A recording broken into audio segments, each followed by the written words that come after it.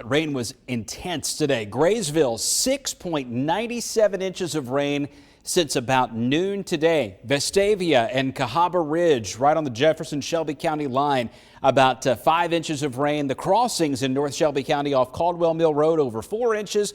Brook Highland, 3 inches, and close to Eagle Point, about 2.82. This is what happened in North Jefferson County. Just an astounding amount of rain fell here between Adamsville, Graysville, West Jefferson, and Flat Top. The radar estimates are spot on with the rain gauges that we've seen reported from this part of Jefferson County.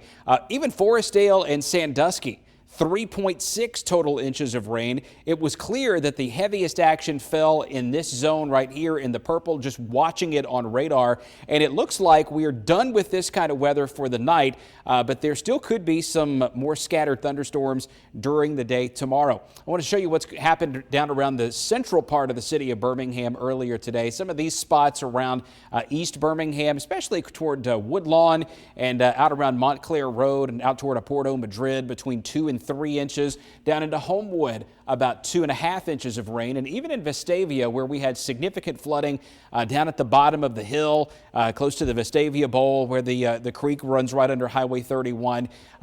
It wasn't as much rain there as fell in Northwest Jefferson County, but a lot of it has to do with topography and terrain and everything else coming together just to make the perfect storm.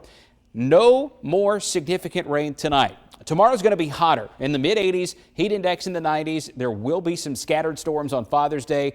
Monday's the first warning impact day because we'll have a few rounds of storms coming in this next week. Monday will kick that off. One of those storm complexes could feature a few severe storms with it too, so we'll watch that closely.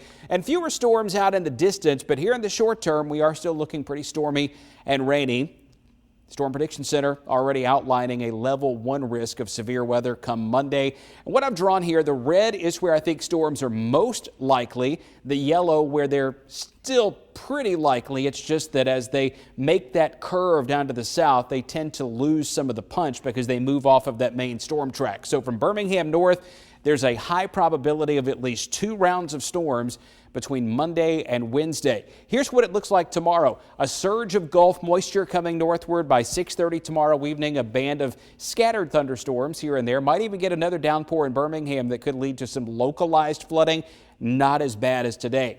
On Monday, and I think this might be a little bit ahead of schedule, but there will be some scattered downpours coming into northwest Alabama as early as maybe 9-10 o'clock in the morning. By midday Monday, we've got a line of thunderstorms here running from Lamar and Fayette County through Walker, Coleman up to Morgan, Marshall, and Madison counties. That moves to the south through the early evening, and look what it does here. Just eats away at that big pool of thunderstorm energy.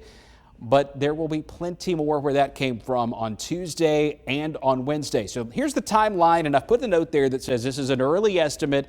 As early as 11 a.m., some storms could be strong in northwest Alabama on Monday.